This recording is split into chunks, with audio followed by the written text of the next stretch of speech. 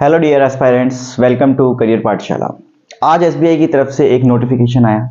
उस नोटिफिकेशन में SBI PO का नोटिफिकेशन था। अब एसबीआई पीओ का नोटिफिकेशन तो आ गया, बट इसको नोटिफिकेशन माने या ना माने कुछ समझ में नहीं आ रहा। ये गुड न्यूज है या बैड न्यूज है कुछ समझ में नहीं आ रहा है, क्योंकि वैकेंसीज अगर आप देखो तो टोटल 586 वैकेंसीज हैं।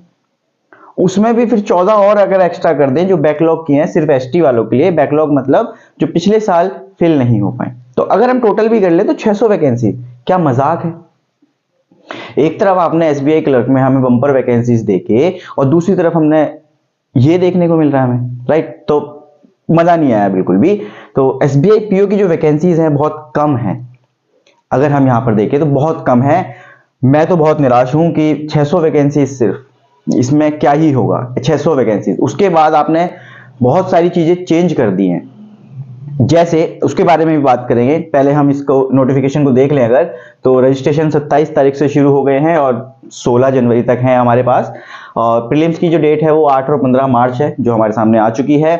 और मेंस की डेट्स नहीं आई हैं, बट उन्होंने बता दिया कि अप्रैल के मंथ के एंड में या फिर मई के शुरुआत में आपका जो मेंस है वो हो जाएगा। और उसके आगे के जो प्रोसेस हैं वो जून जुलाई तक एंड हो जाएंगे। इट मीन्स आपको अगस्त तक आपको जो पोस्ट है वो मिल जाएगी। ठीक है, ये भी ठीक है। अगर हम यहाँ पर एप्लीकेशन फॉर्म की फी की बात करें तो यहाँ पर जनरल वालों के लिए और हमारे ओबीसी और बंदे जो हैं उनके लिए 750 है।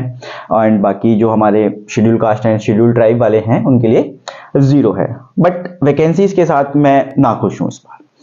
अब एलिजिबिलिटी की अगर हम यहाँ पर बात करें तो एलिजिबिलिटी अगर आप एज की क्राइटेरिया की बात करो तो 21 to 30 होती है हमारी। हमें पता है कि 21 से 30, राइट। अभी इस 21 से 30 के बीच में ये है कि 1 अप्रैल को ही माना गया है, ये सबसे अच्छी बात है।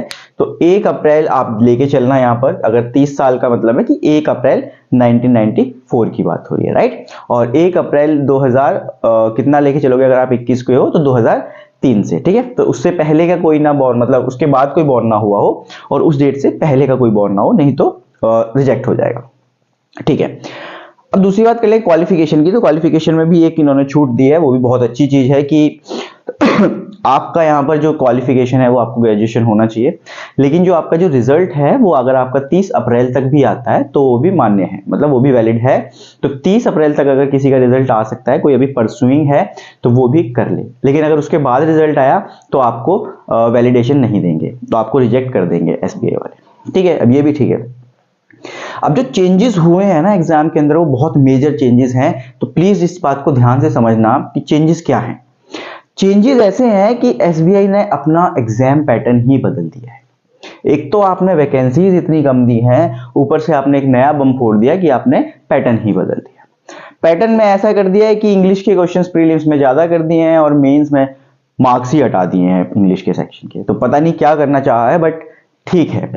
और चेंजेस ऐसे हैं यहाँ पर कि आपको डिक्लेरेशन फॉर्म जो है वो चेंज है। एसबीआई क्लर्क में भी चेंज था और यहाँ पर भी चेंजेस हैं, ठीक है। बाकी इनके पास अपनी खुद की अथॉरिटी है। इन्होंने साफ साफ मेंशन कर दिया है कि हम अपनी मर्जी से ही ट्रांसफर देंगे या अलॉटमेंट करेंगे, आप कोई नहीं होते हो। अगर आपने एक बार किसी भी कैटेगरी से फॉर्म भर दिया तो वही मान्यता मिलेगी, आपको कोई और चांसेस नहीं मिलेंगे। मतलब आप कोई कर ही नहीं सकते एडिशन, एडिट नहीं कर सकते आप। और दूसरी बात यह है कि अगर आपने 2 फॉर्म भरे हैं तो एक फॉर्म को आपके वैलिडेशन मिलेगा जो कि लास्ट वाला आपने भरा होगा, जिसकी फीस सबमिट हुई होगी लास्ट वाले की।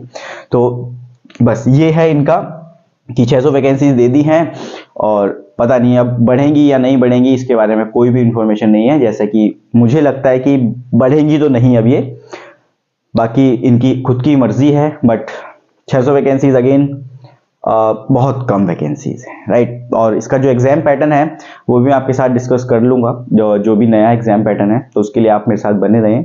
और इस फॉर्म को भरने के लिए ये डेट्स हैं आपके पास, तो इसी डेट के बीच में आप इसको फिल कर देना। तब तक देखते हैं कि क्या पता होपफुली वैकेंसीज इंक्रीज हो जाएं। तो मिलते हैं बच्चों अगली वीडियो में। तब तक अपना ध्यान रखें और कंसिस्टेंटली प्रिपेयर करते रहें। Thank you.